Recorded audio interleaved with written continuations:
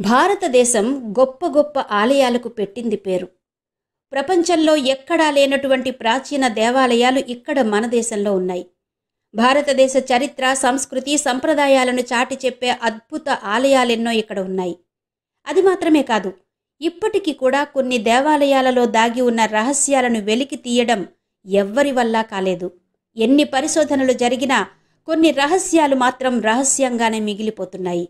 అందుకేనేమో ప్రపంచం మొత్తం కూడా ఇక్కడి ప్రాచీన ఆలయాలను చూడడానికి ప్రతి సంవత్సరం వేలాది మందిగా పర్యాటకులు వస్తూనే ఉంటారు. అలాంటి అద్భుత ఆలయాలలో ముఖ్యంగా చెప్పుకోవలసింది ఒడిషా రాష్ట్రంలోని కోణార్క్. ప్రపంచ ప్రసిద్ధి చెందిన ఈ ప్రాంతం ప్రపంచ వారసత్వ సంపదగా యునెస్కో గుర్తింపు కూడా పొందింది. శిల్పకళా వైభవానికి పెట్టింది పేరైన ఈ ఆలయం 7 గుర్రాలు లాగుతున్న సూర్య భగవానుడి రథాన్ని పోలి ఉండేలా నిర్మించారు. కోణార్క్ అనే పదం 2 పదాల నుంచి వచ్చింది. కోన్ అంటే మూల అని, ఆర్క్ అంటే సూర్యుడు అని అర్థం. ఇది చంద్రభాగ నది ఒడ్డున నిర్మితమైంది. ప్రధాన ఆలయ సముదాయంలోని భారీ సూర్య విగ్రహంపై సూర్యుని కిరణాలు పడే విధంగా నిర్మించారు. అయితే ఇక్కడ చెప్పుకోవలసిన ముఖ్యమైన విషయం ఏంటంటే, ఇప్పటికీ ఈ ఆలయం యొక్క ప్రధాన ద్వారం తెరవరు. ఒక విధంగా చెప్పాలంటే ఎన్నో దశాబ్దాలుగా ఈ ఆలయ ప్రధాన ద్వారం మూసే ఉంది. ఒక రకంగా దశాబ్దాలేంటి, శతాబ్ద కాలంగా కూడా ఈ ఆలయ ప్రధాన ద్వారం మూసే ఉంది.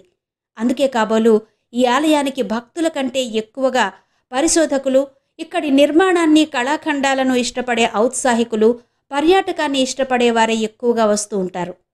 కోణార్క్ దేవాలయం ప్రపంచంలోనే అత్యంత రహస్యమైన దేవాలయాల్లో ఒకటిగా పేరు పొందింది.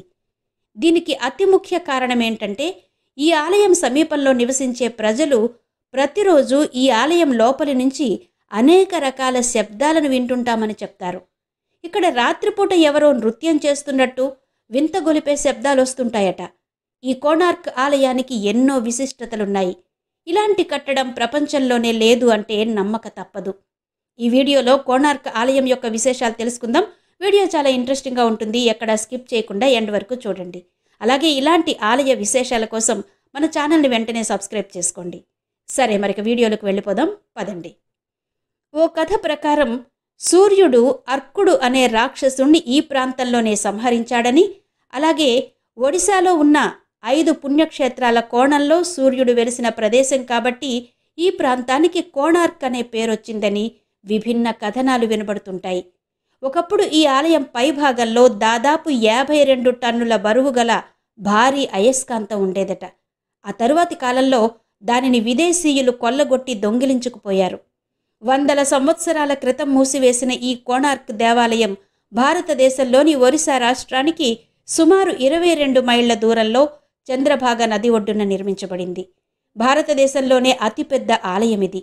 సూర్య భగవానుడికి అంకితం చేయబడిన ఆలయం.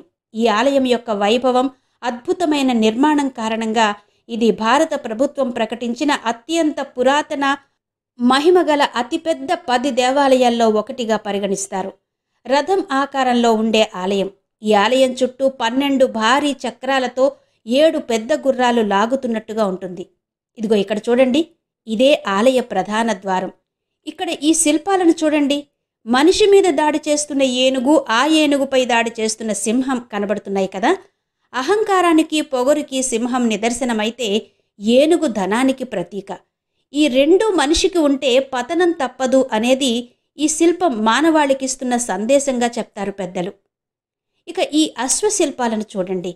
10 అడుగుల పొడవు, 7 అడుగుల ఎత్తు ఉండే ఈ అశ్వాలు వీరత్వానికి, బలానికి ప్రతీకలుగా చెప్తారు. ఇక ఈ ఆలయాన్ని ఎందుకు నిర్మించారు అన్న విషయంలో విభిన్న కథనాలున్నాయి.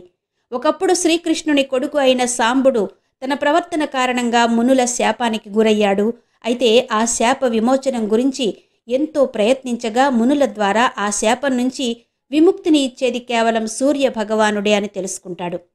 ముని వచనం ప్రకారం సాంబుడు చంద్రభాగ నది ఒడ్డున సూర్య భగవానుని కోసం 12 సంవత్సరాల పాటు ఘోర తపస్సు చేశాడు.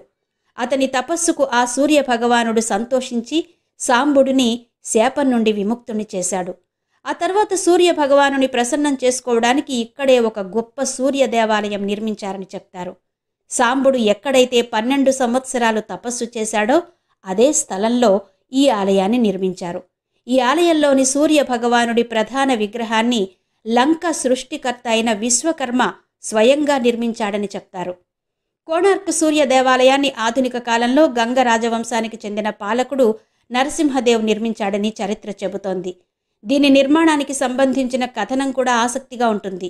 దాదాపు 1200 మంది కూలీల సాయంతో 1250 సంవత్సరంలో దీన్ని నిర్మించారట. ఈ ఆలయానికి సంబంధించి ప్రజల్లో అనేక నమ్మకాలు, ప్రచారాలు ఉన్నాయి. రాత్రి వేళల్లో ఇక్కడి నుంచి కంకణాల శబ్దం, నాట్యం చేస్తున్న శబ్దాలు వస్తాయని చెప్తారు.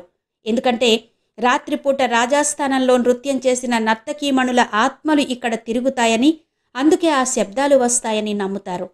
1903 సంవత్సరంలో సూర్య భగవానుడి కోణార్క్ సూర్య దేవాలయాన్ని బ్రిటిష్ ప్రభుత్వం పూర్తిగా ఇసుకతో నింపి మూసివేసిందని, అప్పటి నుండి నేటి వరకు ఆలయ ప్రధాన ద్వారం మూసివేయబడిందని కూడా ఓ కథనం ప్రచారంలో ఉంది.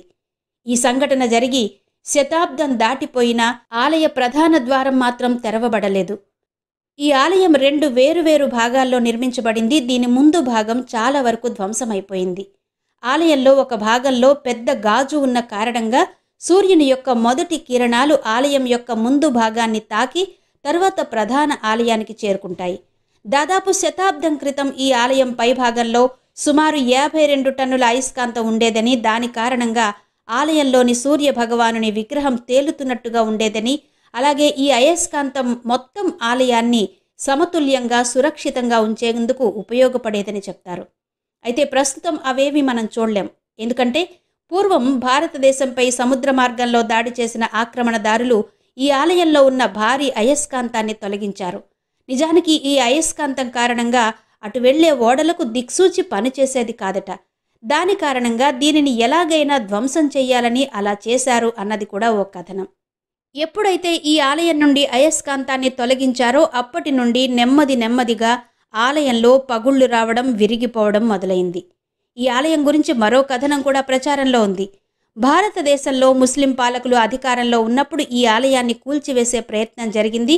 ఆ సమయంలో వారి నుంచి దేవతా విగ్రహాలను రక్షించుకోవడం కోసం ఆలయంలో ఉన్న ప్రధాన దేవుడు సూర్యదేవుని విగ్రహాన్ని మట్టిలో సురక్షితంగా పాతిపెట్టారని, ఆ తర్వాత ఈ ప్రతిమను అక్కడి నుంచి తీసి పూరిలోని శ్రీ జగన్నాథ దేవాలయంలో ఉంచారని కూడా చాలామంది నమ్ముతారు.